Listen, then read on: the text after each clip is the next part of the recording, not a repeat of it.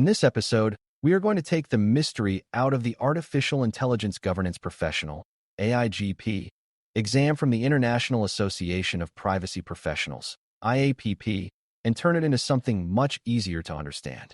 When people first hear words like blueprint, body of knowledge, candidate handbook, remote proctoring, and case-based questions, the whole thing can sound bigger and more intimidating than it really is.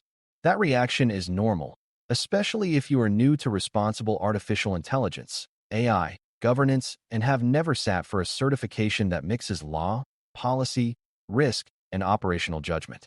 What matters right now is not trying to memorize everything at once, but learning how the exam is built, what kinds of thinking it rewards, what rules shape the test day experience, and how to create a spoken study routine that actually fits the way audio learners absorb information.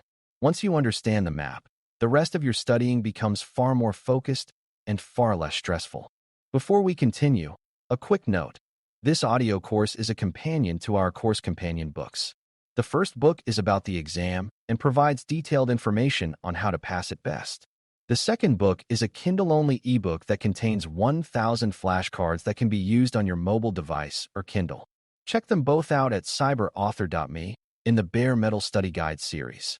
A good place to start is the exam blueprint itself, because the blueprint is not a secret code and it is not an academic decoration added just to make the certification look formal.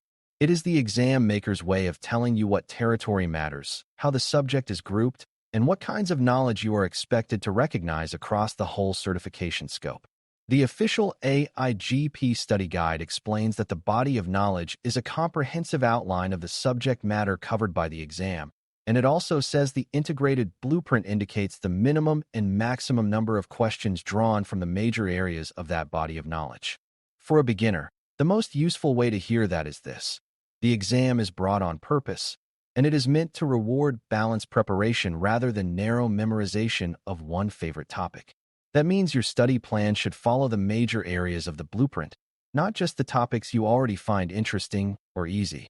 The first major area of the blueprint is the foundation of AI governance, and this is where many students need a mental reset. A lot of beginners assume the foundation must be deeply technical, but the certification starts somewhere more practical than that. It expects you to understand what AI is, why it creates governance needs, how an organization should set expectations for its use, and why policies and procedures have to extend across the entire life cycle rather than appear only after a system is already live. That means the early part of the exam is not just asking whether you can define terms, but whether you understand why organizations need common language, clear expectations, and rules that travel with a system from idea to design to deployment to monitoring. If you hear the word foundation and imagine basic vocabulary tied to real governance purpose, you are already approaching this first domain the right way. The second major area moves into laws, standards, and frameworks, and that shift matters because AI governance is never just an internal management preference. Organizations do not get to decide that fairness, privacy, safety, or transparency are important only when convenient. The blueprint says candidates need to understand how existing data privacy laws apply to AI, how other laws also matter, what the main elements of AI-specific laws are, and what major industry standards and tools play a role. For a brand new learner, that does not mean you need to enter the exam acting like a specialist in every law from every jurisdiction.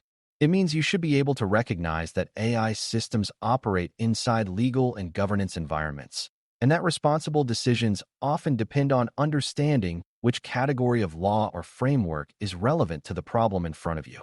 That way of thinking is much more useful than trying to memorize disconnected legal trivia. The third and fourth major areas take you through the life cycle, and that is where the exam begins to feel even more grounded in real organizational work. The development area focuses on governing design and build decisions, governing the collection and use of data in training and testing, and governing release, monitoring, and maintenance after a model or system exists. The deployment and use area then asks you to think about the decision to deploy, the key assessments that should happen before or around deployment, and the ongoing governance of use once the system is active in the world. A beginner should hear those two areas as one continuous story rather than two disconnected buckets. An AI system can create risk during design, during training, during deployment, and during routine use. So the exam is testing whether you can follow governance duties all the way through that story instead of treating governance like a one-time approval meeting at the very end. Once you understand the map of the content, the next step is to understand the map of the questions. The official study guide says the AIGP is a 3-hour exam made up of 100 items, that all questions are multiple choice, that the exam includes case studies presenting real-world challenges in AI model development and use, and that there are no essay questions. The General Candidate Handbook adds an important detail by explaining that IAPP exams use multiple choice questions with one or more correct answers, and that the question itself will indicate when multiple responses are required. That combination tells you something very important about how to prepare. You are not being tested on your ability to write long explanations under pressure, and you are not being tested on whether you can sound impressive. You are being tested on whether you can recognize the best governance answer, or in some cases the set of best answers, inside realistic situations. That point about realistic situations is worth slowing down for, because case-based multiple choice is often where beginners lose confidence even when they know the material. A scenario question can feel difficult not because the topic is unknown, but because the exam wraps the issue inside a short business story with several actors, competing concerns, and answer choices that all sound somewhat reasonable. The way to steady yourself is to ask a few quiet internal questions each time. Who is making the decision, or who should be making it? Where in the life cycle is the problem happening? What kind of harm, duty, or governance gap is actually being described? Which answer addresses the real governance issue rather than simply naming a concept that belongs somewhere in the same neighborhood? When you train yourself to hear scenario questions that way, you stop reacting to surface complexity and start identifying the core governance judgment the exam wants you to make. You should also be ready for multi-select questions, because they change how you think under time pressure. The official study guide includes an example that clearly states you may be asked to select a specific number of correct options and that no partial credit will be given, which means close enough does not count. A common beginner mistake is to treat every plausible option as a safe guess, but multi-select questions punish that habit. These items reward careful elimination, not hopeful accumulation. If 2 answers clearly fit the monitoring of a deployed model and 2 others clearly belong to earlier design or training activity, you need to separate those stages in your mind and choose only what matches the specific situation described. The deeper lesson is that the exam is not only checking whether you know vocabulary, it is checking whether you can distinguish what matters now from what mattered earlier, later, or somewhere else in the governance process. The timing and physical flow of the exam are just as important as the content, because a good student can still create problems by misunderstanding how the session works. The Candidate Handbook explains that halfway through the exam, you are offered a 15-minute break, and this break divides the test into 2 halves containing half the questions each. At that point, the first half must be submitted, and you cannot return to it afterward. That detail has a direct effect on your pacing. You do not want to spend the first part of the exam acting as though all 100 questions remain fully editable until the final minute, because that is not how this exam is structured.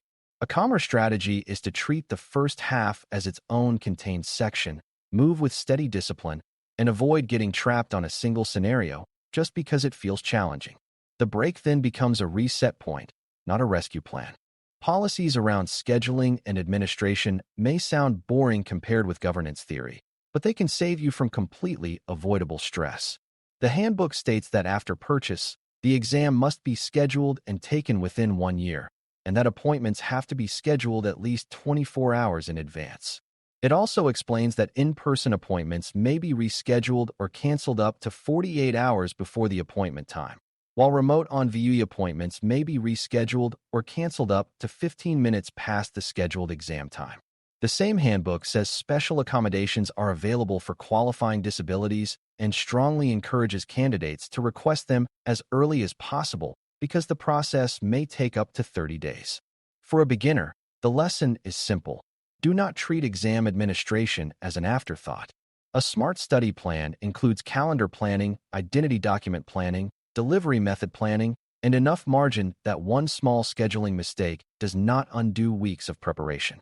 The exam day rules also deserve attention, because good preparation includes removing surprises from the environment. For in-person testing, the handbook says candidates are strongly encouraged to arrive 15 minutes early, bring 2 qualifying forms of identification, and follow testing center rules that prohibit electronic devices and reading materials in the exam room. For remote testing, the handbook says candidates should use a personal computer rather than a work-issued device, and it specifically says candidates may not use a virtual private network, VPN, during the exam. The handbook also explains that rule violations can lead to dismissal, which means policies are not gentle suggestions. You do not need to become anxious about this, but you do need to become deliberate.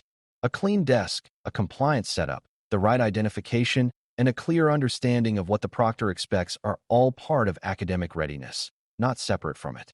Now we can turn all of that into a spoken study plan that actually works for an audio-first learner. The official study guide recommends a minimum of 30 hours of study time, and it also recommends reviewing the body of knowledge, using certification training if desired, taking the AIGP practice exam, and then purchasing and scheduling the exam when ready. The most useful way to translate that into everyday action is to stop thinking about one giant block of study and start thinking in repeated spoken passes through the material.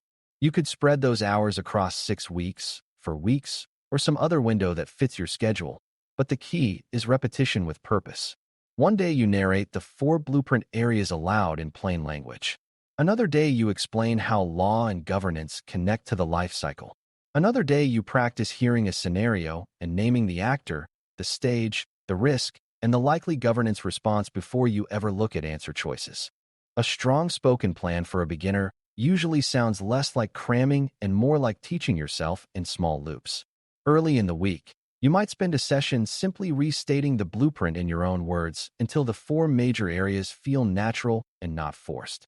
Midweek, you could take one area, such as laws and frameworks or deployment and use, and explain it aloud as though you were helping a friend who has never heard of AI governance before. Later, you can shift into question thinking by inventing short scenarios in plain language and then answering them with the most likely governance concern, the most relevant principle, or the most appropriate action. At the end of the week, you revisit the areas that still feel slippery and say them again from memory. Audio learners improve fastest when they move from hearing to explaining to recalling and then back to hearing with better understanding than they had the first time. By the time you reach the end of your preparation, the blueprint should no longer feel like a dense certification document, and the policies should no longer feel like a pile of fine print. What you want instead is a clear internal picture of what the AIGP exam is asking from you. It is asking you to understand the 4 major content areas, to reason through multiple choice and case-based questions with discipline, to respect exam rules so test day runs smoothly, and to study in a way that builds durable judgment rather than shallow recognition. If you can hear a scenario and quickly tell yourself what stage of the life cycle is involved, who owns the decision, what risk or obligation is being triggered, and which answer best addresses that issue, you are already studying like someone who understands the exam well. That is the real value of decoding the blueprint first. Thanks for listening. For more audio courses, daily newsletters, and more, please visit DailyCyber.News.